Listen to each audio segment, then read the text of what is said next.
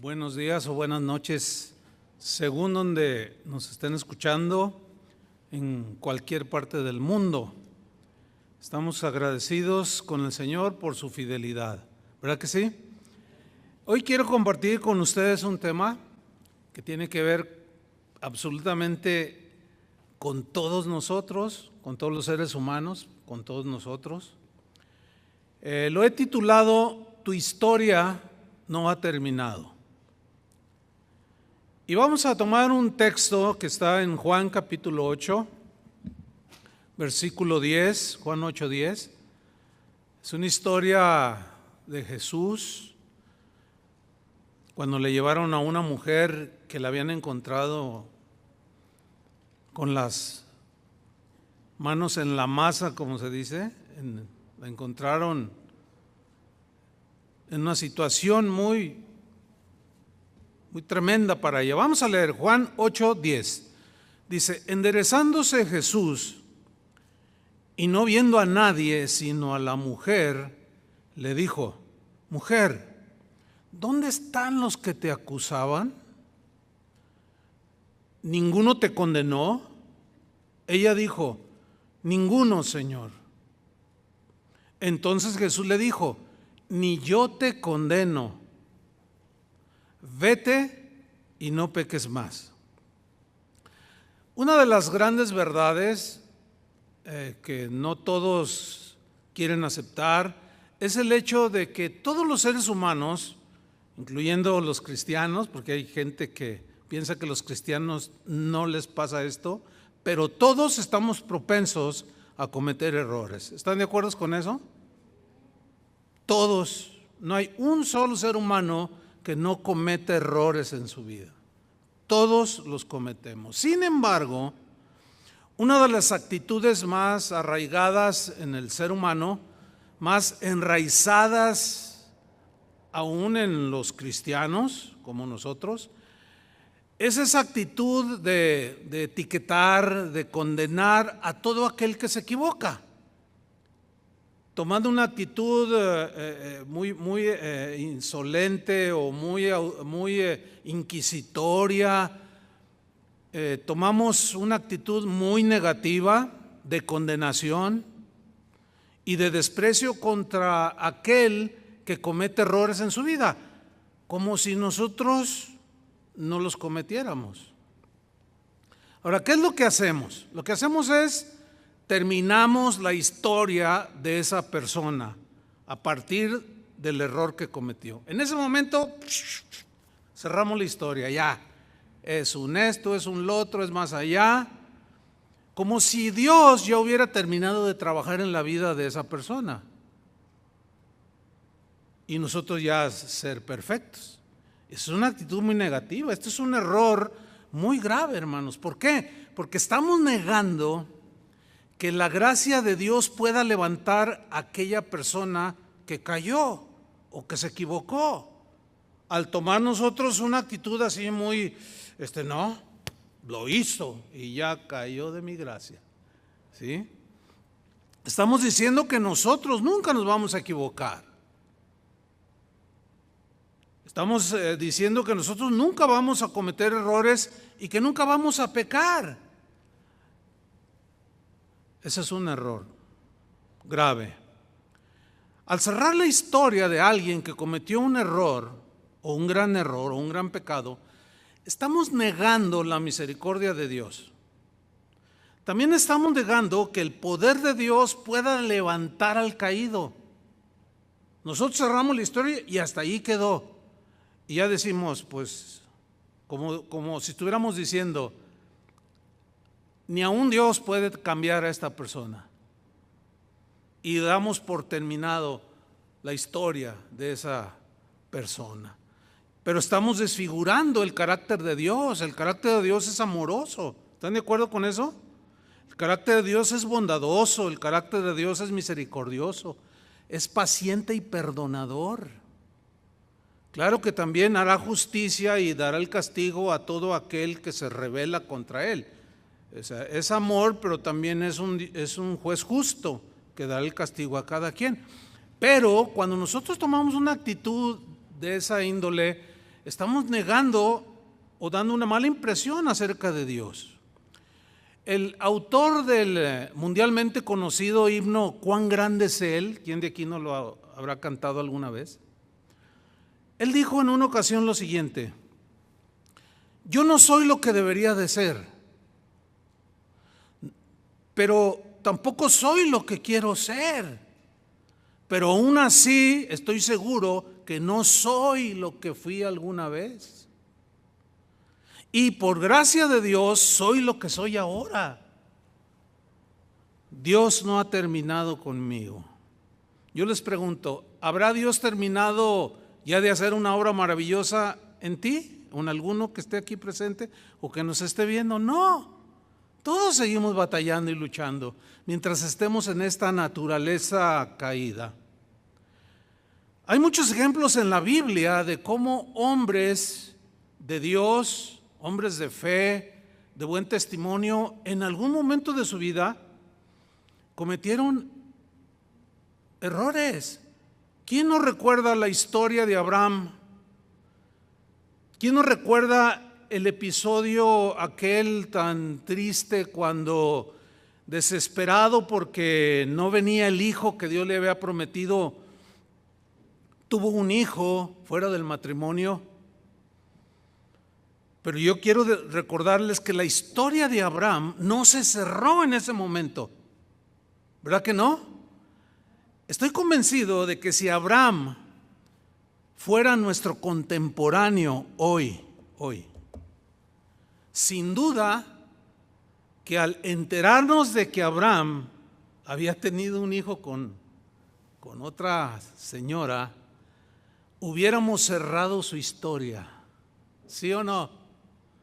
Cerraríamos su historia, lo condenaríamos y lo señalaríamos de manera implacable. Ese fue el que escogió Dios, ese fue el que escogió. No me digas, mira nada más. La historia de Abraham no terminó allí, no se cerró allí. Por supuesto que Dios desaprobó esa conducta. Dios nunca va a aprobar el pecado. Y trató con su siervo, pero no cerró su historia, no la terminó allí en ese momento, que es lo que desgraciadamente nosotros hacemos con nuestros semejantes. Y tenemos que ver el ejemplo de Dios. Así no terminó Abraham. Abraham terminó siendo el amigo de Dios. ¿Quién lo iba a decir? Abraham terminó siendo el padre de la fe. ¿Y qué me dice de Noé? Aquel que Dios dijo que era, la Biblia lo cataloga como el pregonero de justicia, aquel que le predicó a la gente y lo rechazaban en su mensaje, un hombre de fe. La Biblia en Hebreos 11 lo tiene en la lista de gente de fe. Pero si él fuera nuestro contemporáneo, sin duda que lo etiquetaríamos, lo condenaríamos y cerraríamos su historia cuando nos enteráramos lo que él hizo. Después de que bajaron las aguas del diluvio, dice que plantó una viña y bebió del vino y se emborrachó y cometió actos bien vergonzosos. Cualquiera de nosotros hubiera cerrado la historia de Noé ahí, pero Dios no la cerró. ¿Por qué? Porque Dios conoce que somos propensos a fallar, que somos propensos a equivocarnos, y Dios no cerró su historia ahí. Pero muchos, si Él fuera nuestro contemporáneo, sin duda que muchos de nosotros cerraríamos su historia allí, en ese momento. Ya, no tiene remedio, este es un apóstata, este es un esto es un lo otro, hasta hijo del diablo lo catalogaríamos, como suele suceder. Pero ¿qué me dice del rey David? El hombre que fue conforme al corazón de Dios, el hombre que satisfacía el corazón de Dios por ser un hombre sincero, entregado, era un adorador de 24 quilates. Sin embargo, un día se equivocó y feamente. Tomó una mujer que no era de él y por si fuera poco, mandó al frente de batalla al marido para que muriera. No, este caso de David, realmente, si fuera nuestro contemporáneo, no hombre, a lo mejor el primero que lo denunciaría sería yo. Ese es el rey David, ese es conforme al corazón de Dios, es un adúltero y es un asesino. Ese no debería de llamarse cristiano y ponernos en una actitud muy inquisidora, muy acusativa, como si nosotros no cometiéramos errores o pecados. ¿Y qué me dice del apóstol Pedro? ¿Se acuerda cuando negó a Jesús? Tú estabas con él, tú eres uno del yo ni lo conozco, dijo. ¿Te imaginas? ¿Te imaginas a Juan allí escuchando que Pedro está negando a Jesús y que terminó blasfemando y maldiciendo, que no lo conozco, y empezó a decir groserías, malas palabras, empezó a maldecir? Imagínense a Juan corriendo con todos los discípulos. Oigan, pues Juan, Pedro ya se nos cayó, ya se fue al mundo. Y ahí cerrar su historia. Si Pedro fuera nuestro contemporáneo, ¿cómo lo catalogaríamos? Seamos sinceros. ¿Qué pensaríamos de Pedro? Sin duda que lo mandábamos al tercer nivel del infierno, al más profundo. ¿Cómo? Si era muy cercano a Jesús, ¿cómo se le ocurrió negarlo? Y nos ponemos en una situación como si nosotros no estuviéramos propensos a hacer lo mismo o hasta peor.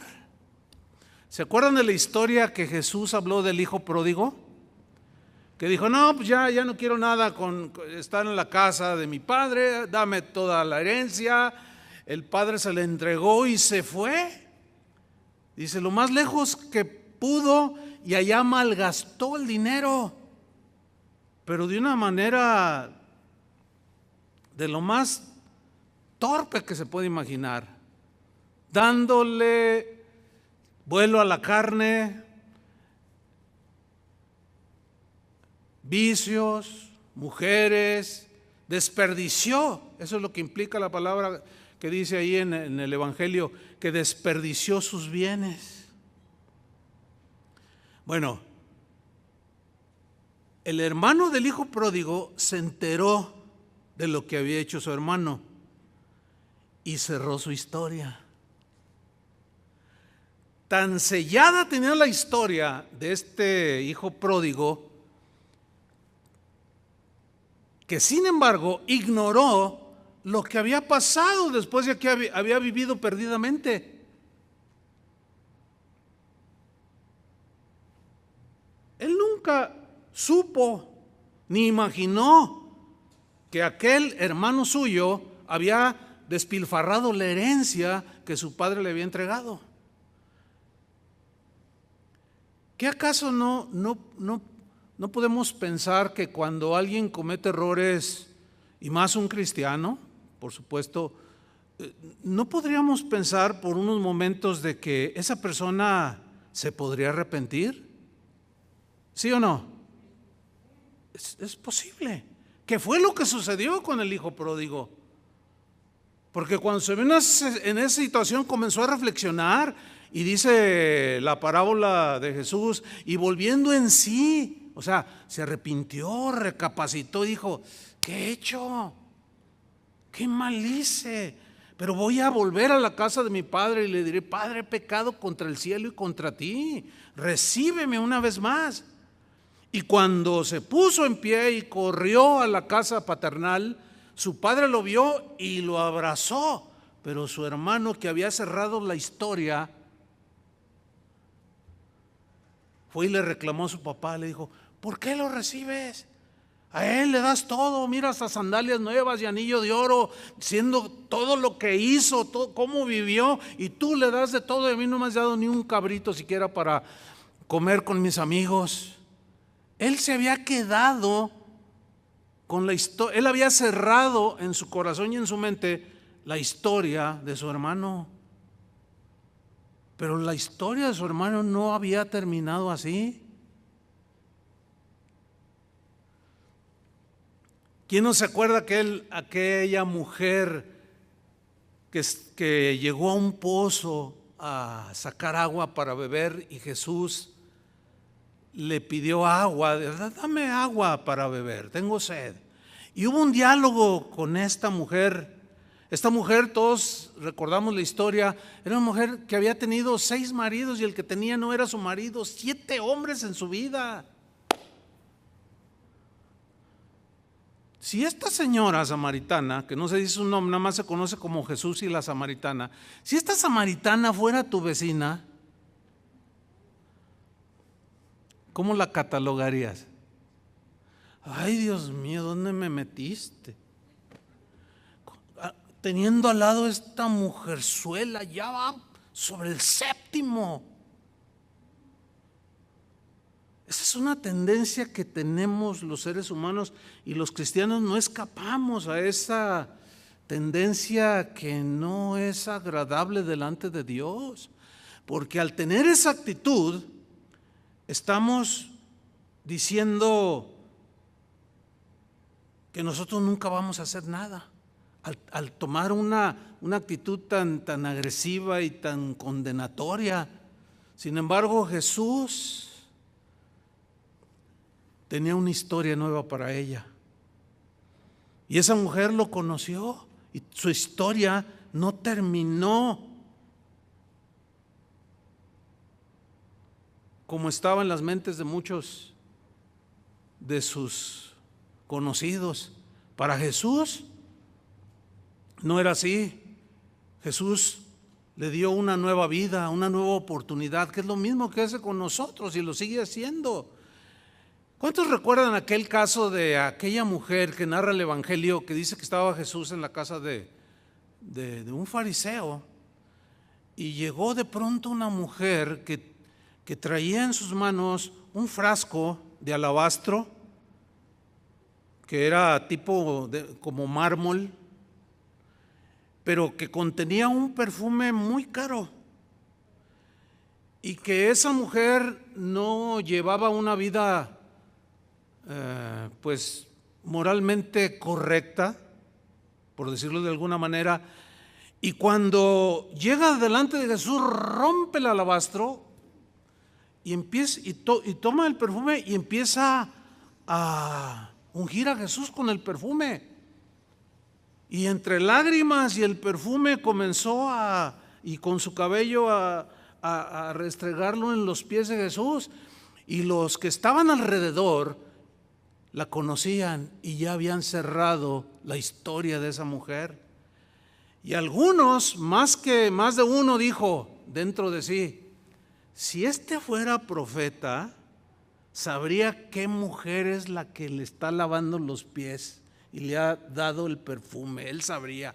O sea, como diciendo, él no es ningún profeta, él no sabe. Nosotros sí sabemos. Ellos ya habían cerrado la historia en la vida de esta mujer, pero Jesús no. Jesús estaba viendo el corazón. Jesús, como bien escribió el apóstol Juan cuando dijo: hijitos míos, yo les escribo estas cosas para que no pequen. Pero si alguno hubiere pecado, tenemos abogado para con el Padre, a Jesucristo. Si confesamos nuestros pecados, Él es fiel y justo para perdonarnos y limpiarnos de toda maldad.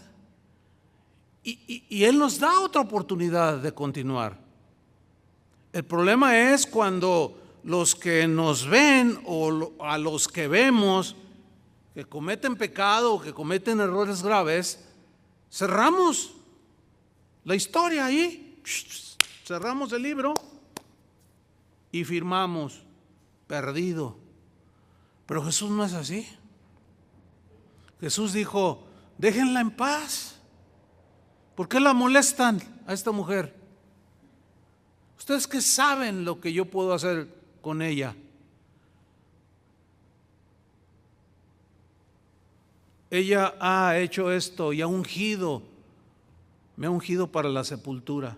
Pero lo que ella hizo fue un acto de adoración, de arrepentimiento, aunque muchos ya habían cerrado la historia de su vida. Jesús no. Pero vamos a ver la historia, toda la historia de los textos que leímos al principio. Es una historia que nos ilustra perfectamente de cómo el Señor no cierra nuestra historia cuando fallamos. Él no lo hace. Vamos a Juan capítulo 8, versículo 1. Dice así: y Jesús se fue al monte de los olivos, y por la mañana volvió al templo, y todo el pueblo vino a él, y sentado él les enseñaba, les daba la palabra del alimento espiritual. Versículo 3. Entonces los escribas y los fariseos, ¿quiénes eran? La mayoría de nosotros sabemos quiénes. Cuando leemos escribas y fariseos o publicanos, más o menos ya tenemos un entendimiento de qué tipo de personas eran. Los escribas y los fariseos eran los líderes religiosos que supuestamente deberían de guiar al pueblo elegido de Dios, al pueblo de Israel en los caminos de Dios. Ellos enseñaban la palabra de Dios, la interpretaban, lo que es el Antiguo Testamento, y le enseñaban al pueblo la palabra de Dios. Pero sus vidas, algo había pasado en el transcurso de los siglos, en el corazón de este linaje de escribas y fariseos. Se habían enorgullecido de tal manera que tenían actitudes terribles. ¿Se acuerdan de aquel fariseo que fue a orar al templo y que dijo: gracias te doy, Señor, porque no soy como todos los demás? Yo soy mejor, yo doy diezmos de todo, yo oro, yo hago, no soy como este publicano que está aquí junto a mí. O sea, con una actitud como si nunca fallaran. ¿Saben una cosa? A través de los años, yo he descubierto que casi todos, por no decir todos, llevamos un fariseo dentro. Que en algún momento surge cuando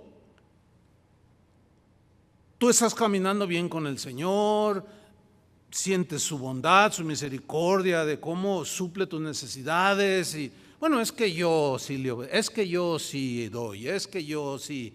Y cuando vemos que alguno falla, ya nomás, falló por esto, y empezamos a dar toda una, y hasta usamos versículos bíblicos.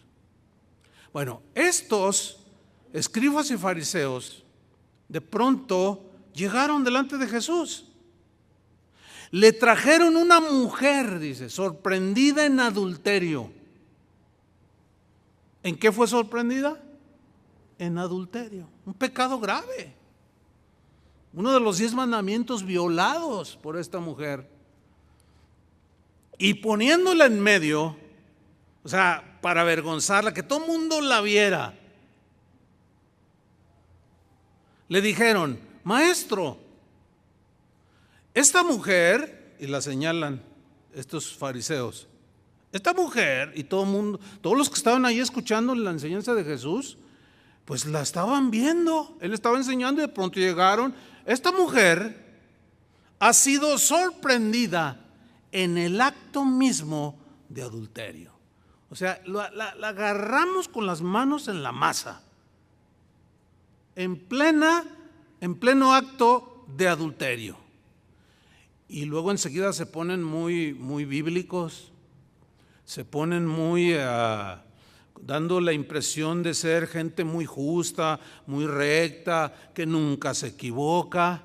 Y le dijeron en el versículo 5: y en la ley nos mandó Moisés a apedrear a tales mujeres. No, pues ganas le sobraban de ser obedientes. No, pues nosotros queremos ser obedientes. ¿Qué acaso no has leído la ley que dice, etcétera, etcétera? Como pues, que él es el autor, imagínense, que no sabía. Dice, Moisés nos mandó a apedrear a tales mujeres. Ellos estaban citando Levítico 20:10, que dice, si un hombre cometiere adulterio con la mujer de su prójimo, el adúltero y la adúltera indefectiblemente serán muertos. Noten que en esos tiempos cometer adulterio era pena de muerte. Eran merecedores de pena de muerte. Y luego se dirigen a Jesús y le preguntan, ¿tú pues qué dices? Porque la ley dice que debemos de apedrear a este tipo de mujeres. ¿Tú pues qué dices? Versículo 6. Mas esto decían tentándole para poder acusarle. O sea, su intención no era obedecer la ley de Moisés. Su intención era, bueno, entre otras, avergonzar a esa mujer que sí había sido sorprendida en el acto de adulterio, pero a la vez querían tenderle una trampa a Jesús, porque los fariseos y los escribas tenían celos de Jesús, porque su doctrina era una doctrina que según ellos estaba violentando la ley de Moisés, pero no era así. En realidad lo que estaba haciendo Jesús era cumplir la ley de Moisés y venir a dejarnos el evangelio, que es el que nos rige el día de hoy. Ellos le quisieron tender una trampa. Si Jesús decía que la mujer debía o tenía que ser apedreada, pues habría consecuencias. Jesús perdería su reputación de compasivo. O sea, si Jesús hubiera dicho, no, apedréenla.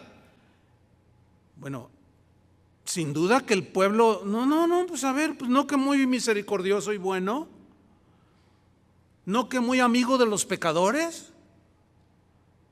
porque la está condenando junto con ahora, era merecedora según la ley. Otra consecuencia es que estaría en conflicto con los romanos, porque la ley romana prohibía a los judíos dictar y ejecutar sentencia de muerte. Solo los romanos podían hacerlo. Acuérdense que Israel en ese tiempo estaba bajo el yugo romano. Y si decía que perdonaran a la mujer, no, perdónenla. O sea, la situación no era fácil de cómo salir. Sin embargo, Jesús, ahorita vemos cómo salió de ese momento embarazoso y confuso, porque si él decía que perdonaran a la mujer, iban a acusar a Jesús de que él estaba enseñando a quebrantar la ley de Moisés. Lo iban a acusar de que estaba alentando el adulterio, de que estaba fomentando el adulterio. Entonces ahora sí que Jesús estaba, entre comillas, como decimos, entre la espada y la pared. No hallaba para dónde hacerse, supuestamente. Dice el versículo 6, en la segunda parte, cuando le dicen, ¿pero tú qué dices? Pero Jesús dice, inclinado hacia el suelo, escribía en tierra con el dedo. A través de la historia del cristianismo se ha tratado de buscar qué era lo que Jesús escribía con el dedo. Bueno, hay distintas, digamos, pues aportaciones desde el primer siglo hasta la fecha de lo que Jesús estaba escribiendo con el dedo. Mientras estaba la mujer allí acusada, él estaba escribiendo con el dedo. Pero la verdad, cualquier cosa que se diga sería especular, porque la Biblia no dice que estaba escribiendo. Pero una de los supuestos que muchos estudiosos a través de los siglos aportan de una posibilidad era de que Jesús estaba escribiendo los mandamientos. No matarás, no robarás, no dirás, no adulterarás, todo, porque si supongamos que así fue, Bueno, al estárselos escribiendo y los fariseos allí junto a esa mujer que estaba siendo acusada, estaban viendo lo que estaba escribiendo Jesús. Y ellos lo conocían, ellos lo enseñaban. Pero haya sido lo que haya escrito Jesús, en realidad, si el Evangelio lo omite, bueno, no hay mucho que decir al respecto. Nada más es como pensar que en esa posibilidad. Ahora vamos al versículo 7. Ahora, ¿cuánto se tardó Jesús en escribir con el dedo? Pues no dice, pero el versículo 7 como nos muestra que los fariseos y los escribas como que se desesperaron, como que estaban impacientes por hacer la voluntad de Dios, como que estaban impacientes por obedecer la ley de Moisés. Y dice en el versículo 7, y como insistieran, esa palabra insistir en el griego es de una manera enfática, maestro, no hay nada que decir, la ley dice que a este tipo de mujeres hay que apedrearlas. Y todos con su piedrita acá atrás, ¿verdad? Y nada más esperando a que dijera, pues sí, eso dice la ley, y pues órale. Y ahí la lapidaran a esta mujer. Entonces dice, como insistieran en preguntarle, fue tan insistente, él parece que, o sea, en el texto, cuando se lee en el griego, es como da a entender que se tomó todo el tiempo. Inclusive hasta como que parecía que Jesús no los escuchaba a ellos. Y él seguía escribiendo. Oye, y él estaba agachado, acuérdense. Estaba sentado y se agachó y estaba escribiendo con el dedo. Oye, haznos caso. Pues no que muy maestro. Y le insistieron. Finalmente dice en el versículo 7, se enderezó Jesús y les dijo algo que la sabiduría de Jesús, allí en lo que él dijo está encerrada la compasión, el amor, el perdón. Está evidenciando la miseria de los acusadores que daban la impresión como que ellos nunca se equivocaban. Y con lo que les dijo Jesús, bastó pocas palabras. Les respondió, el que de vosotros esté sin pecado, sea el primero en arrojar la piedra contra ella. Como si les hubiera dicho, está bien, apedréenla, pero el que de vosotros esté sin pecado, el que nunca haya cometido ningún error, ningún pecado, a ver, empiece, tírele la primera piedra. Ahora, aquí hay algo interesante que yo quiero mencionar. La frase sin pecado, el que de vosotros esté sin pecado, síganme con atención. La frase sin pecado, la palabra griega que se traduce por sin pecado, o la frase, no significa sin pecado cometido. No, porque todos hemos pecado, todos habían pecado, sino significa sin deseo pecaminoso. En otras palabras, como diciéndole, sí, la pueden apedrear, pero solo si nunca ninguno de ustedes ha deseado cometer el mismo pecado que ella. En el Sermón del Monte, Jesús habló del adulterio, ¿se acuerdan? ¿Habéis oído no cometerás adulterio? Pero yo os digo, aquel que mira a una mujer incluye viceversa, es lo mismo. La ve para codiciarla, y ahí la palabra clave es codiciar en el corazón. Dice, os digo que ya cometió adulterio en su corazón. O sea, elevó el estándar. Entonces lo que Jesús aquí les está diciendo es, ninguno de ustedes ha pasado por su mente hacer algo así. No me digan. En ninguno de ustedes ha tenido un deseo pecaminoso, cuando menos. Ellos sin duda que es muy probable que habían escuchado el sermón de la montaña, donde les enseñó lo antes mencionado. De pronto se hace un silencio impresionante y lentamente los acusadores fueron desapareciendo de la escena. Y en el versículo 8, e inclinándose de nuevo hacia el suelo, siguió escribiendo en tierra. O sea, le dice, ok, apedréenla, pero espérenme. El que de vosotros, si alguno de ustedes nunca ha tenido un pensamiento de ese tipo, ella la llevó a cabo, pero citando el Sermón del Monte, si ninguno de ustedes ha tenido un pensamiento no solo de tipo de inmoralidad sexual, sino de otro tipo de pensamiento, o sea, el primero, arrójenle la piedra, vamos, empieza el primero. Y él se inclina, dice el versículo 8, y sigue escribiendo en tierra. No matarás, qué sé yo, ¿sí? Y miren la reacción, en el versículo 9 dice, pero ellos al oír esto, miren la frase que viene, acusados por su conciencia. Alguien dijo que la conciencia es el único juez al que no puedes sobornar. O sea, podemos poner una apariencia externa, disimular, pero adentro sabemos, porque la conciencia nos acusa.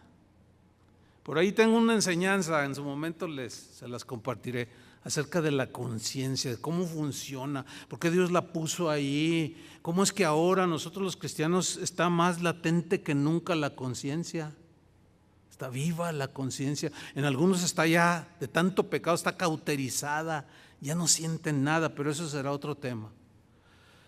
Entonces su conciencia los empezó a acusar. ¿Te acuerdas cuando tú le dijiste a tu vecina de enfrente esto? ¿Te acuerdas cuando tú pensaste, te acuerdas? Y la conciencia ahí empezó a acusarlos. Y se sintieron desnudados completamente. Se sintieron evidenciados. Dice que acusados por su conciencia salían uno a uno, comenzando desde los más viejos hasta los postreros, o sea, de los más viejos a los jóvenes. ¿Por qué desde los más viejos? Eran los más cargados de pecados, más años, más pecados acumulados. Y además de que se creían la crema innata de la religión, no, pues ellos se sentían súper dignos y ellos eran impecables. Pero cuando las palabras de Jesús penetraron, ahí la importancia de predicar el evangelio, porque la palabra de Dios tiene el poder de penetrar lo profundo del corazón y saca a la luz, dice, los pensamientos oscuros que hay y las intenciones del corazón. Por eso que es que la palabra de Dios es viva y eficaz. Y la palabra penetró en los corazones de estos que estaban juzgando de manera inquisitoria, condenatoria, despiadada a una mujer que la encontraron sí en un pecado que ellos habían cometido, a lo mejor de obra, y si no de obra, en pensamiento. Y quedó solo Jesús, dice, y la mujer que estaba en medio. Todos se habían ido. ¿Cuántos se fueron? Todos los que la acusaban. Dice el versículo 10, enderezándose Jesús, dice, y no viendo a nadie, sino a la mujer, le dijo, mujer, ¿dónde están los que te acusaban? ¿Dónde están los que te acusaban? ¿Ninguno te condenó? Ella dijo, ninguno. Yo imagino que el corazón de la mujer estaba así, latiendo al doble de lo normal. Ninguno. Se fueron. Se han ido, Señor, no hay uno. Entonces Jesús le dijo, mira lo que le dijo. Es impresionante. Le dijo, ni yo te condeno. Ni yo te condeno. Ahora, aquí es donde algunos tropiezan al no leer con seriedad la palabra de Dios.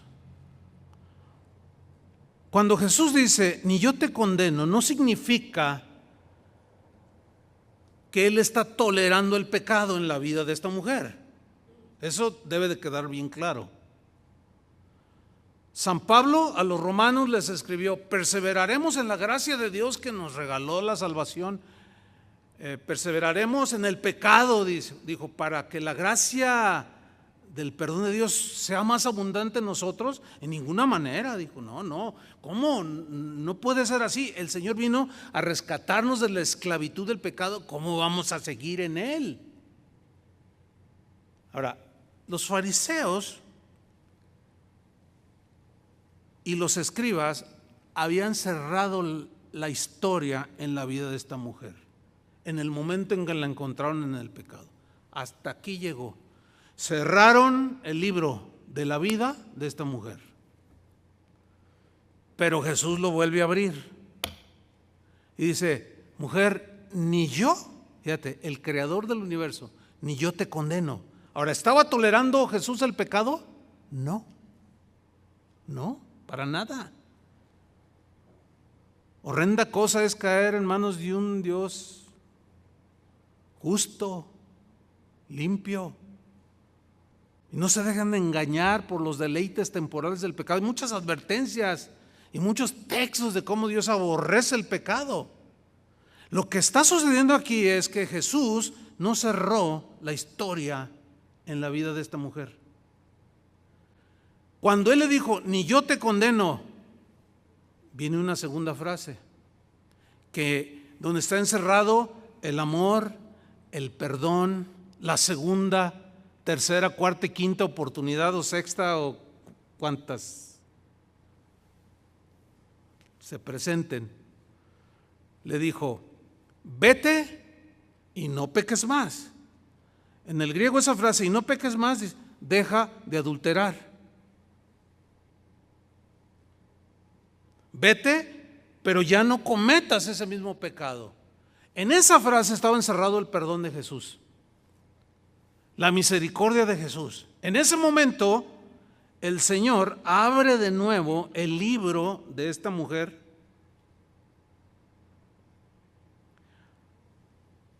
para escribir nuevas páginas en él. Páginas que quiere escribir en la vida de todos.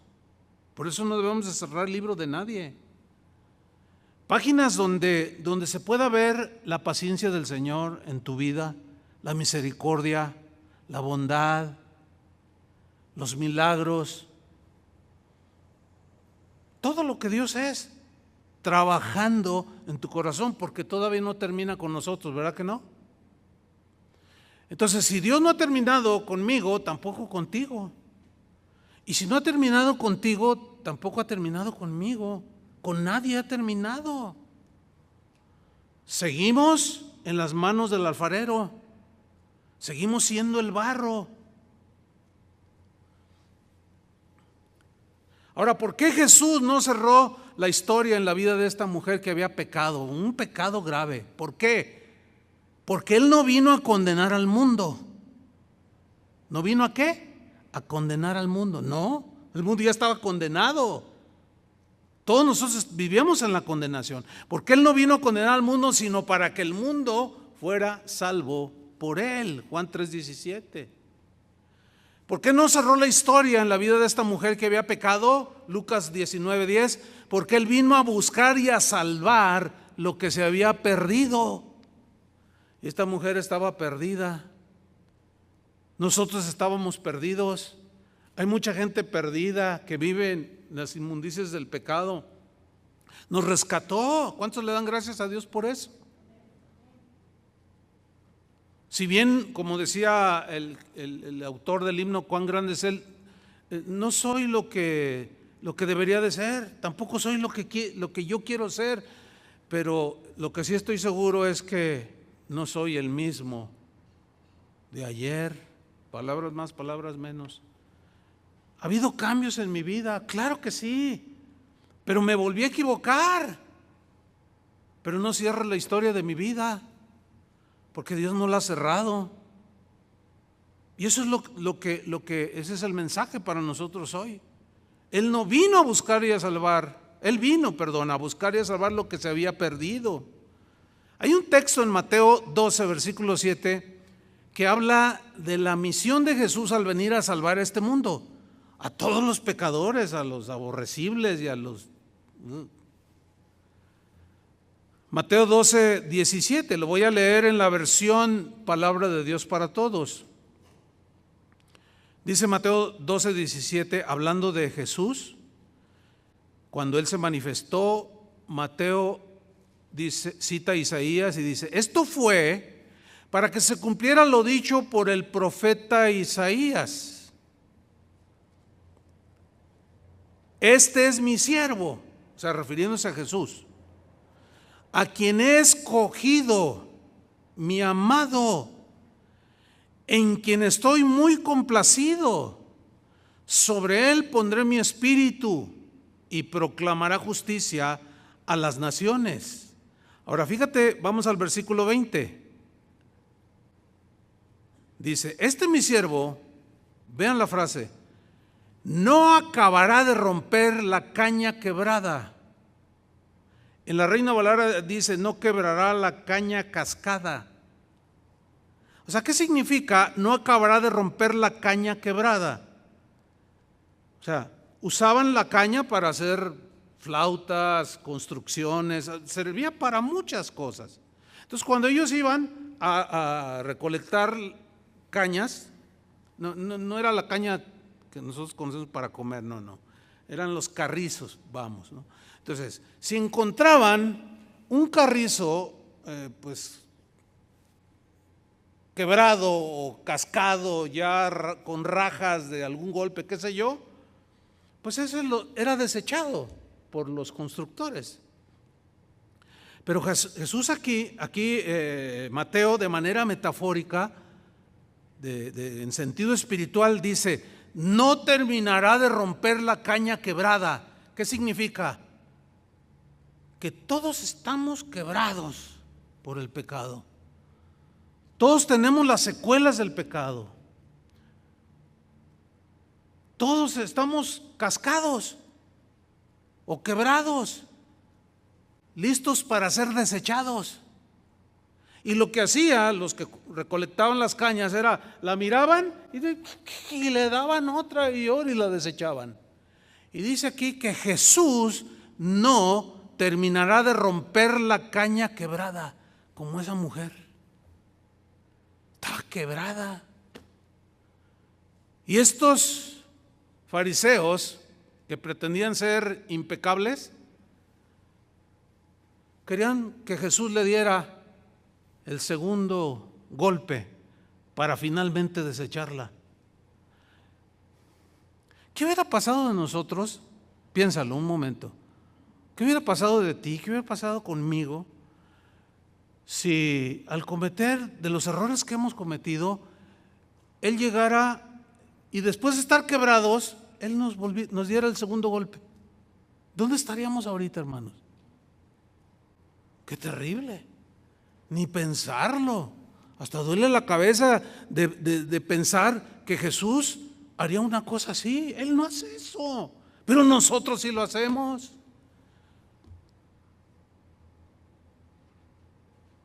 Lo cual deberíamos de reconsiderar.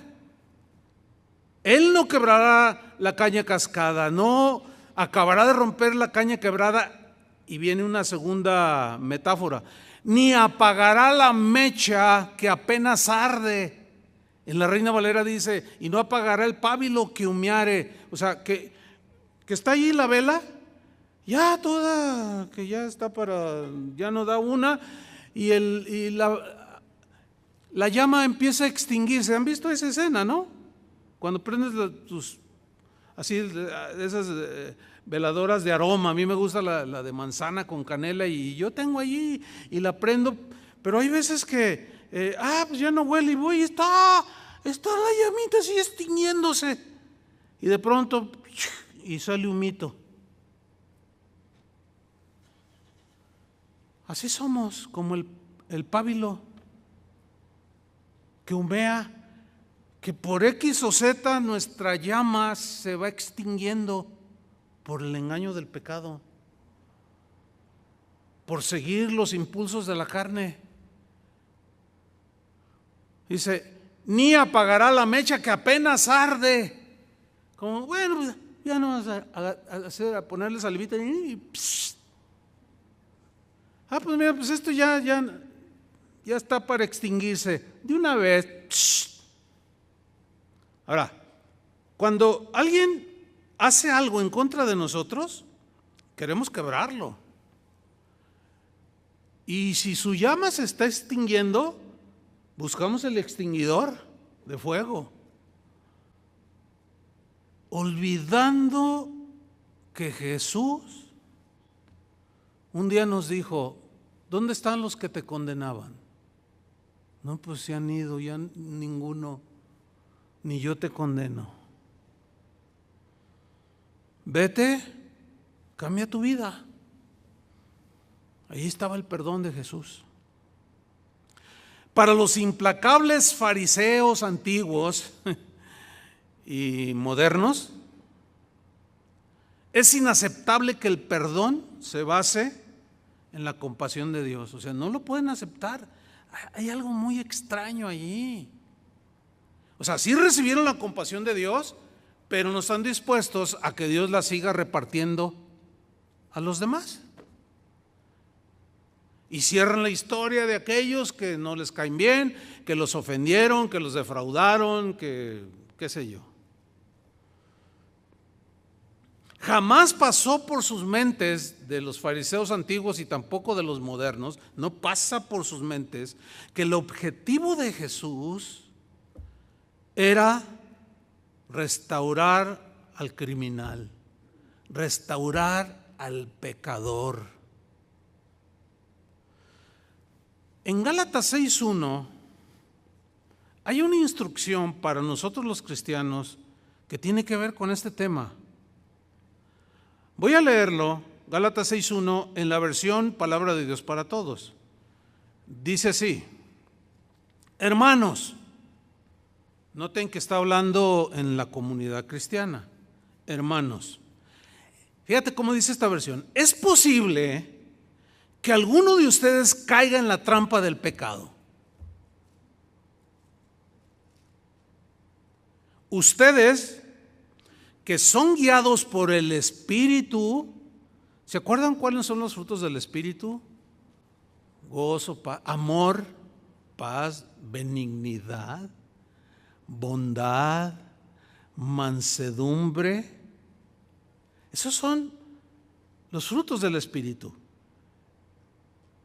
Retomo, hermanos, si es posible que alguno de ustedes caiga en la trampa del pecado, ustedes, en la Reina Valera dice, los que son espirituales, los que son guiados por el Espíritu de Dios, los que tienen frutos del Espíritu de Dios, bondad, misericordia, paz, etcétera, dice, acérquense a Él. ¿A quién? Al que cayó. Acérquense a Él y ayúdenle a corregir su error. Nada que ver con cerrar la historia de su vida. Acérquense y ayúdenle a corregir su error. Pero, dice Pablo, y esta versión lo traduce así, pero háganlo con humildad. Y luego dice algo tremendo, pues ustedes también pueden caer en la tentación. En la Reina Valera dice, pero háganlo con mansedumbre, que es un fruto del Espíritu. Considerándote a ti mismo, dice, no sea que tú también caigas en lo mismo del hermano que fue sorprendido en esa falta.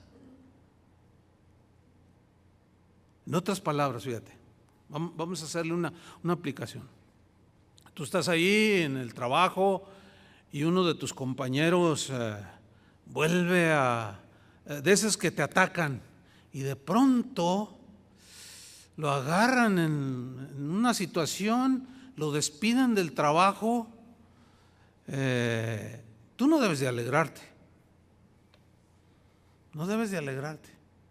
Y menos si es tu hermano en Cristo. ¿Qué es lo común que sucede en una situación así, como el ejemplo que acabo de poner? Todo el mundo lo señalan. Y luego, si quiere tomar otro empleo, pues en el otro empleo le piden una carta de recomendación. Y el dueño de la empresa donde fraudeó cierra la historia de la vida de esta persona y dice: no, pues es un ladrón, es un fraudulento, es mentiroso, es aprovechado, llega borracho, o sea, de todo. Y se le cierran las puertas a aquel. Ahora, Pablo, yo quiero enfatizar esto, está hablando de lo que sucede entre nosotros, los cristianos, hermanos. Si alguno fuera encontrado en alguna falta, los que son espirituales, restaurarle, dice en la Reina Valera. Aquí dice: acérquense a él y ayúdenle a corregir su error, pero háganlo con humildad, o sea, con mansedumbre, con bondad, con misericordia, pues ustedes también pueden caer en la tentación. Entonces, cuando vemos que alguien hace algo, no debemos de cerrar el libro de su vida y ayudarle a restaurarse. Ayudarle, no a condenarle, sino ayudarle a restaurarse con un espíritu de mansedumbre. No, es porque que no sé qué, es la última. Uy, espérame, no, ese no es la actitud correcta. Porque al decir, es la última, imagínate que Dios te dijera lo mismo, sabiendo que es imposible que no sigamos cometiendo errores. Los vamos a seguir cometiendo. ¿Están conscientes de eso? Entonces, cuando nos ponemos así, pero ahora sí, ya. Nada más acuérdate que con la vara que mides serás medido. Así dijo Jesús.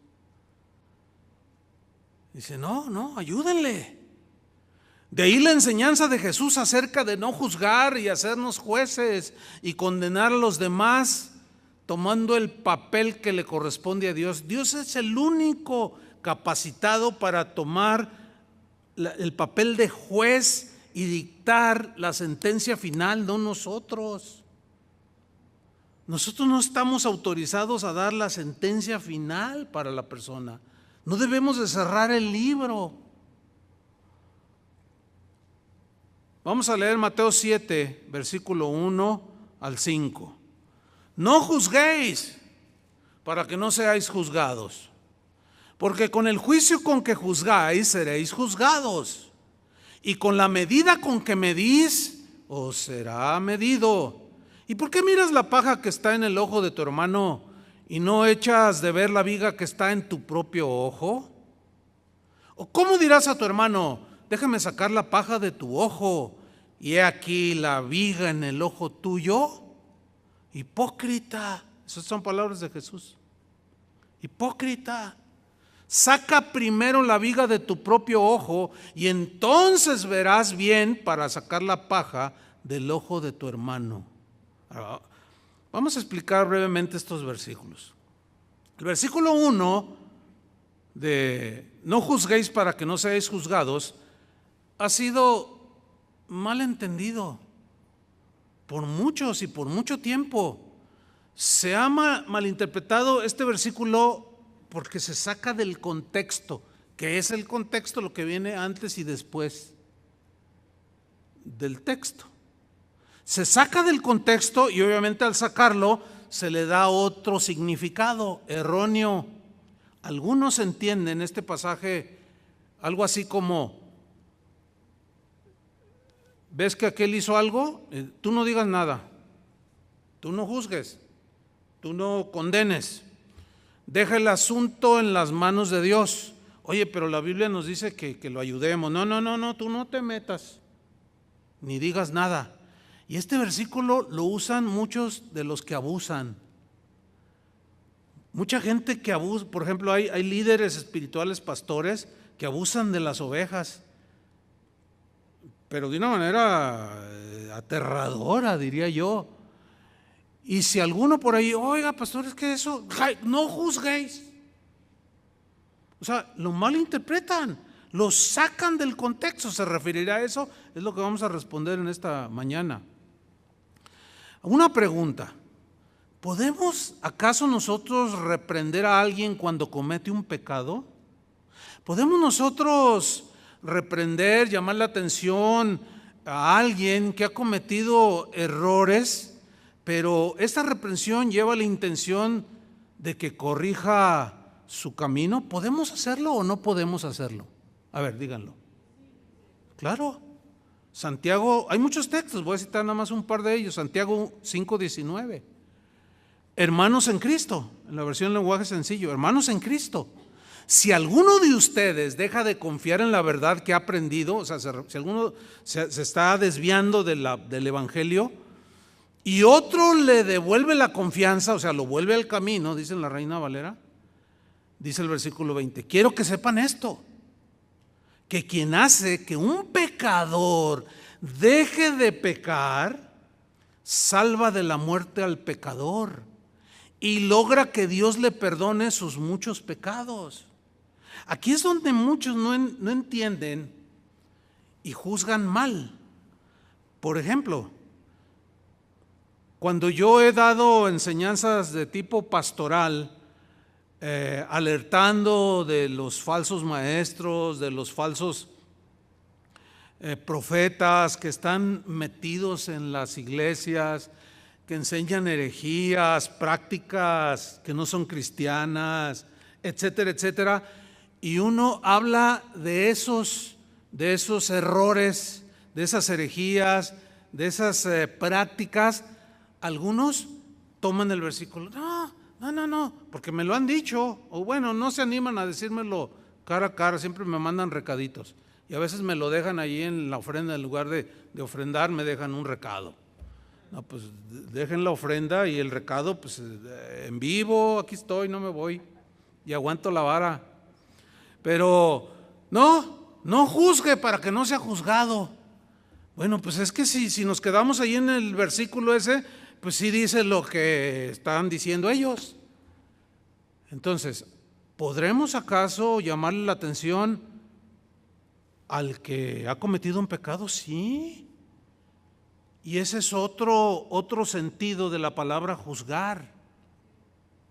O sea, tenemos que juzgar las acciones, lo que se hizo, lo que se piensa, lo que se dice.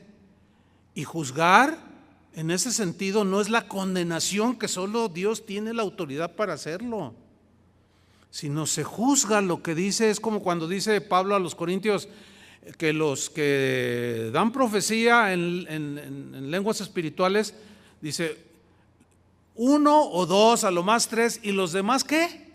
Juzguen. Entonces, juzgar no siempre es condenación, sino es discernir también. Pero aquí se agarra así, de esa manera, no juzguen para que no seáis juzgados, y se saca del contexto y se hace entender otra cosa. Porque si estos textos enseñaran eso, entonces ¿cómo aplicar la disciplina en la iglesia? ¿Cómo? No se puede. Tiene que haber un consenso. Por ejemplo, en Mateo 18:15, palabras de Jesús, dice, por tanto, si tu hermano peca contra ti, ahí está, si peca contra ti, ve y repréndele. O sea, reprender aquí no es regañar ni condenar, no, es tratar de que vuelva en sí, como el hijo pródigo, de que reconozca que lo que hizo no es correcto. Dice, ve y repréndele estando tú y él solos. Entonces, aquí si alguien peca contra mí, dice algo, la Biblia me autoriza para ir con él, pero con espíritu de mansedumbre. considerándome a mí mismo, no sea que yo también haga lo mismo o caiga en la misma debilidad, en la misma situación por la debilidad del ser humano. Tengo que, oye hermano, pues mira, tú dijiste esto, hiciste esto, pero yo quiero recordar, mira, tienes una mala apreciación de las cosas. Tú juzgaste mal porque tenías la mitad de la información, etcétera, etcétera. Entonces cuando dice, ve y repréndele estando tú y él solos, o sea, trata de hacerlo volver en sí. Ahora, ¿se está juzgando a la persona? No. Dice, si te oyere, o sea, si él recapacita y dice, sí, fallé, perdóname. ¿Qué debemos de hacer si nos pide perdón la persona? ¿Qué debemos hacer? Perdonar. Porque si no, ya me colmaste, ya fue la última gota que derramó el agua del vaso. Ya no hay más perdón de mi parte. Imagínate que Dios te dijera eso. ¿Cuántas veces perdonaré a mi hermano que peque contra mí, Señor? ¿Hasta 7? No, ¿cuál 7? Hasta 70 veces 7. Ahora, ¿significa que la persona se le va a tolerar siempre el pecado? No, es que hay que saber distinguir. Dios rechaza el pecado. Y si Él lo rechaza, nosotros debemos de rechazarlo. Pero la persona no se le desecha, se le trata de reconvenir y que vuelva al camino de Dios y que reflexione y reconozca. Ahora, si la persona se niega, dice el 18, mas si no te oyere, toma aún contigo 1 o 2, para que en boca de 2 o 3 testigos conste toda palabra. O sea que con testigos, oye, tú le hiciste esto, ¿qué pasó, hermano? Mira, necesitas rectificar, es que te pasaste. La verdad es que no debiste de haberle dicho eso, o haberle mentido, o qué sé yo.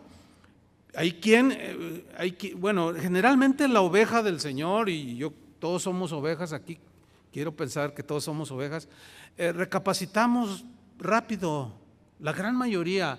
Son raros los casos de gente que se pone de plano así, bien dura, pero sí los hay, pero gracias a Dios no son los más, no son los muchos. Y dice el 17, y si no los oyere a ellos, dilo a la iglesia. Y si no oyera a la iglesia, tenle por gentil y publicano. Fíjate, ¿hasta cuándo? Ahora sí, bueno, adiós, que te vaya bien. No quieres nada con el Señor, no estás dispuesto a corregir, bueno, ya no puedes formar parte de la comunidad cristiana. Ahora, eso es juzgar, hermanos. Pero si ustedes se fijan, son instrucciones de Jesús. Y si lo que Él dijo en Mateo 7:1, no juzguéis para que no seáis juzgados, significa lo que malamente algunos interpretan. Entonces, ¿cómo llevar a cabo esto? Es que son dos puntos diferentes. Vamos al asunto y terminamos. Lo que Jesús está enseñando en Mateo 7:1, no juzguéis para que no seáis juzgados, es lo siguiente. La enseñanza es esta, que Dios rechaza, repudia la hipocresía de aquellos que condenan a otros de manera implacable, como los fariseos que llevaron a la mujer delante de Jesús, la adúltera, cuando ellos mismos tienen los mismos pecados o peores. Eso es lo que ese pasaje enseña. Vamos a leerlo en otra versión que es un poco más explicada y nos va a quedar claro el punto. Mateo 7:1, versión lenguaje sencillo. Mira, aquí dice mucho más claro, dice, no se conviertan en jueces de los demás. O sea, el juez es el que da la sentencia, ¿no? Final, es el que cierra la condena. El único capacitado para hacerlo es Dios, hermanos. Porque nosotros podemos tener mala percepción de lo sucedido. Y generalmente vemos y aumentamos o distorsionamos lo que aquel nos hizo y somos implacables. Pero con lo que nosotros hacemos somos muy tolerantes y queremos que los demás aguanten la vara. Está mal, no debería de ser así. Necesitamos madurar, necesitamos crecer. Dice pues esta versión, no se conviertan en jueces de los demás y así Dios no los juzgará a ustedes. si son muy duros para juzgar a otras personas, Dios será igualmente duro con ustedes. Él los tratará como ustedes traten a los demás. ¿Están entendiendo, cristianos? ¿Sí o no? Díganlo porque me interesa que entiendan. Dice versículo 3. ¿Por qué te fijas en lo malo que hacen otros? Y no te das cuenta de las muchas cosas malas que haces tú.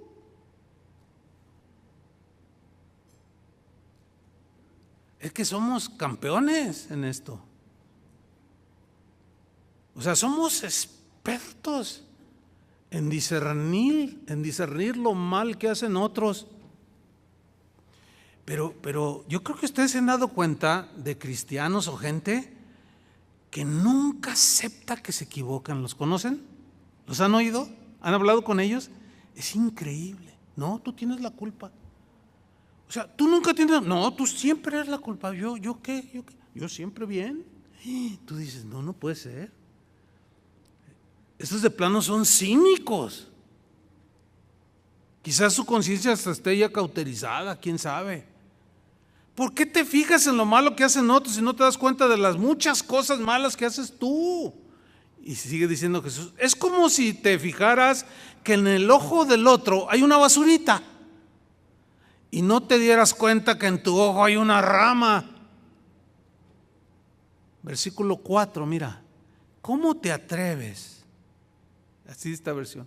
¿Cómo te atreves a decirle a otro, déjame sacarte la basurita que tienes en el ojo, si tú tienes una rama en el tuyo? O sea, ¿cómo te atreves? Jesús dice, hipócrita, primero saca la rama que tienes en tu ojo y así podrás ver bien para sacar la basurita que está en el ojo del otro. Déjame explicárselo con brevedad. Lo que el Señor está diciendo aquí es, mira, te pones en una actitud así como los fariseos. La ley dice que a estas mujeres hay que apedrearlas. Nos ponemos en una actitud de más santo que tú, de yo nunca me equivoco, porque veo que te estás equivocando. Entonces tomo una actitud así, ¿cómo que dice malas palabras? No lo puedo creer. No, ya es el colmo. El juicio de Dios caiga sobre él. Hijo del diablo. Entonces dice Jesús, ¿cómo te atreves? ¿Cómo te atreves a decir eso y a poner en una situación así al otro cuando tú no solo dices malas palabras, dices peores cosas? No te hagas, como diciendo así. Ahora, eso no significa que necesariamente alguien lo esté haciendo, o sea, que reprende a otro. No, lo que Jesús está reprendiendo es la actitud hipócrita. ¿Están entendiendo? Es el de yo nunca fallo, yo siempre estoy bien. Eso es lo que Él está reprendiendo. Jesús no está diciendo que no debemos de llamarle la atención a nadie que está equivocado, a la esposa, al esposo, al hijo, qué sé yo. No, Él lo que está diciendo es, mira, no te pongas en esa actitud tan impecable de que tú eres la perfección, el sello de la perfección, y te portes de una manera así despiadada, ya, te vas a ir al infierno. Dice, no seas hipócrita, que fue lo que les dijo a aquellos que llevaron a la mujer adúltera. A ver, pues el que ustedes nunca haya sentido un pensamiento siquiera, o haya tenido estos sentimientos inmorales, pues tírale la primera piedra. No, empezaron al menos aquellos fueron sinceros y soltaron las piedras y se fueron. Pero lo más triste es ver a cristianos que permanecen con la piedra en la mano, como si ellos nunca hicieran nada. El que fue nuestro pastor y tutor por muchos años, ¿cómo lo extraño? pero aprendí muchas cosas. Una de las cosas era esta, hermano. Era un hombre tan misericordioso, tan paciente. Yo una vez fui con él y le dije, oiga, hermano, porque lo vi platicando con un pastor que yo sabía que pues no hacía cosas muy dignas de un pastor. Entonces voy yo con el celo, ¿verdad?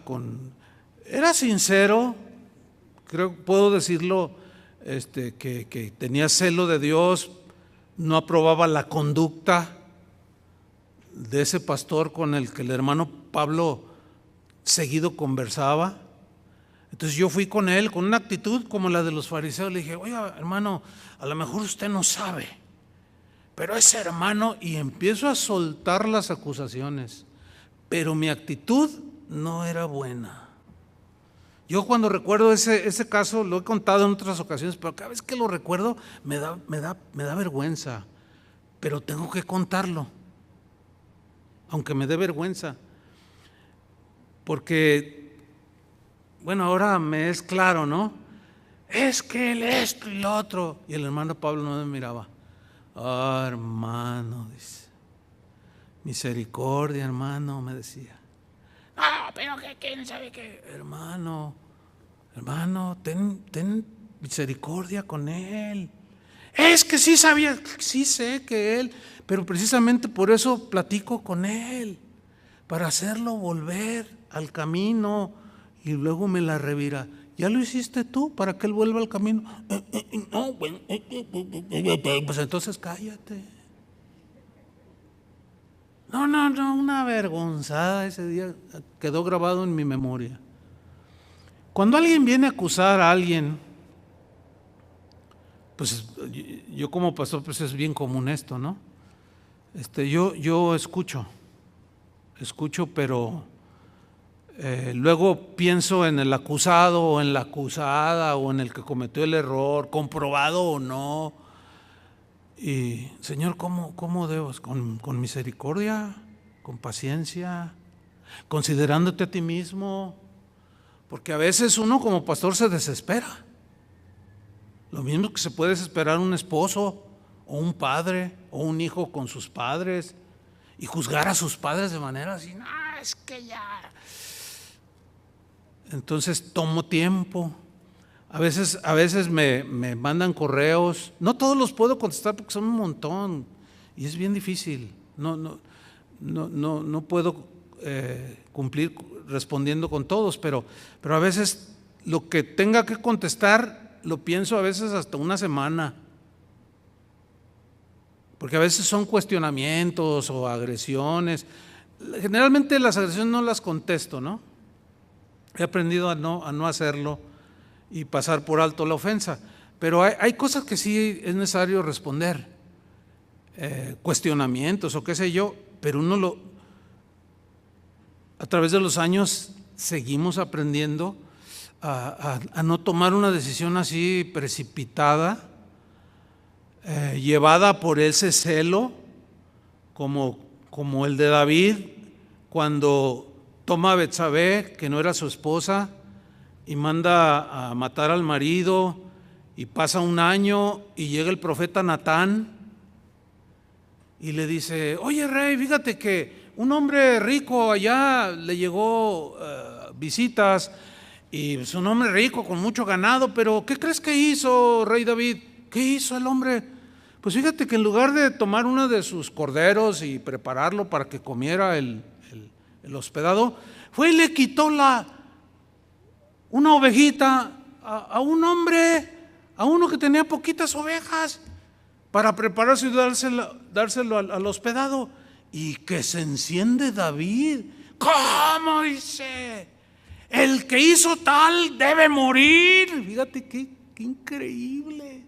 El que hizo tal debe morir. Y Natán, bueno, dice la Biblia que Natán lo miró y le dijo, pues eres tú, refiriéndose que había tomado una oveja, una mujer que no era de él. Fíjate cómo él lo que hizo, pero cuando otro hizo, ¡ah! ¿Se fija? Eso está en todos, hermanos. Es terrible. Es algo que que debemos de luchar continuamente en contra de ese fariseo. Ahora, ¿significa que debemos de tolerar los pecados? No, podemos hablar, como ya lo hemos mencionado, y no debemos de caer en la hipocresía, hermanos. Debemos ser pacientes y como Sergio en su predicación en la mañana decía, no debemos de decir cosas que, no, mejor agarra una aguja y un hilo y cósete la boca, decía. Bueno, alguien dirá, ay, qué extremoso. Bueno, Jesús dijo, si tu mano te das ocasión de córtatela. Entonces está igual el ejemplo, ¿no? O sea, no digas nada. Aguanta. No juzgues así de condenación. Domínate. Mejor date la media vuelta o enciérrate o salte, qué sé yo. Y no te pongas en esa actitud. Y luego ya que te serenas, dices, ¿cómo debo de hacerlo, Señor? Pues como si tú fueras el infractor. ¿Cómo quisieras que lo hicieran contigo? No, pues con paciencia, con amor, con bondad, con misericordia. Pues así hazlo tú, corrígelo así. Conclusión: cuando veas que alguien cae en pecado, no cierres su historia. No la cierres. Acuérdate que Dios es poderoso para levantar al caído. Acuérdate que su gracia no se ha agotado ni para el que cayó, el otro, ni para ti, porque un día la vas a necesitar, un día la voy a necesitar. Porque cuando tú cometas errores o caigas en pecados, el Señor, tenlo por seguro, no va a cerrar tu historia. Algunos la cerrarán, pero Él la abrirá. Es posible que cuando tú te equivoques, cuando cometas errores o caigas en la tentación, es probable que algunos que están a tu alrededor cierren tu historia y te condenen, como los fariseos lo hicieron. Pero el Señor te dice esta mañana, tu historia no ha terminado. Tu historia no ha terminado. Sé que hay algunos heridos por el pecado, otros están débiles, su fe está flaqueando por la situación y como que estás cometiendo errores, estás diciendo cosas y a lo mejor algunos te dicen, ¿qué? Estás perdiendo, y te empiezan a regañar y te empiezan a ofender. Y ¿qué pasó? Entonces, ¿dónde está? Que no, que un cristiano nunca debe. Si tú vas a exhortar a alguien, hazlo siempre con mansedumbre, sin ponerte en el lugar de un fariseo.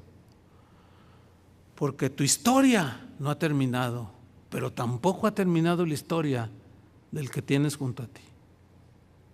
¿Cuántos le dan un aplauso al Señor? Esa es la bondad del Señor. Gracias, Señor. Sigamos adelante, hermanos, corriendo con paciencia. El fruto número 1 mencionado por Pablo acerca del Espíritu en el creyente es el amor, y ese es el fruto idóneo, el primero, porque de ahí se derivan los demás. Y podremos llegar hasta el final, hermanos. Es un tema que lo considero que va a ayudar mucho a nuestra vida cristiana. En las relaciones personales, en las relaciones, por ejemplo, yo con mi familia, con mis hijos, con mi esposa conmigo, mis hijos, relación de pastores. La Biblia dice que hay algunos difíciles de soportar y es verdad. Pero cuando yo me acuerdo de este principio, que yo lo fui masticando por años. Es la primera vez que lo comparto así como un tema. Pero sí me ha ayudado, créanmelo, sí me ha ayudado. Y le doy gracias a Dios. Y esto es lo que el Espíritu Santo tiene para nosotros. Porque no hay otra manera de seguir adelante, sino soportándonos con paciencia los unos a los otros, en amor. Amén. Pónganse de pie. Señor, te damos gracias por tu palabra. Gracias, Señor, porque tú no cerraste la historia en la vida de Abraham, en la de Noé, sus graves errores que cometieron. Tú siempre diste otras oportunidades, como lo hiciste con Jacob, con el mismo Noé, con el rey David ni se diga, con Salomón, con tantos hombres y mujeres que tenían un corazón recto hacia ti, pero seguían en la debilidad humana de cometer errores, y algunos fueron implacables, algunos tenían un celo, pero era un celo fariseo. No había misericordia, no había bondad, no había paciencia. Y ese no es el Espíritu de Cristo. El Espíritu de Cristo es: ni yo te condeno. No está en nosotros hacer condenaciones. Podemos señalar para tratar de corregir los errores, pero nunca ponerse en la actitud condenatoria y mandando al infierno a medio mundo. Ese es un espíritu fariseo que también debemos de desarraigar de nuestros corazones, Señor. Ayúdanos. Solo tu gracia nos puede sostener, solo tu gracia nos puede capacitar para desarrollar esta virtud, que era tu virtud, Señor Jesús, de buscar salvar al que se había perdido, de corregir, de que el pecador rectificara. Esto no significa que toleramos el pecado dentro de la iglesia o en nosotros mismos. No debemos de confundir. Tenemos que juzgar con justo juicio, con equidad, con amor, siempre buscando la restauración, siempre buscando el levantar al caído. Ayúdanos, Señor, a cumplir tu plan y tu propósito. En el nombre de Jesús, gracias porque no has terminado con nosotros. Gracias, Señor, por no haber cerrado la historia de nuestra vida en el último error que cometimos, en el último pecado que cometimos. Y quizás algunos lo cerraron y nos etiquetaron o etiquetamos a otros y ya cayeron de nuestra gracia, pero de la tuya no hemos caído, Señor. Tampoco nos has etiquetado, nos das una oportunidad como se la diste a Pedro después de haber vivido semejante situación. En el nombre de Jesús, Padre, derrama tu gracia cada día sobre nuestras vidas y nuestros seres queridos y los que nos rodean, y con aquellos que tengamos contacto, Señor. Derrama sabiduría sobre nosotros para saber cómo tratarlos y ser compasivos y misericordiosos. En el nombre de Jesús. Gracias, Señor.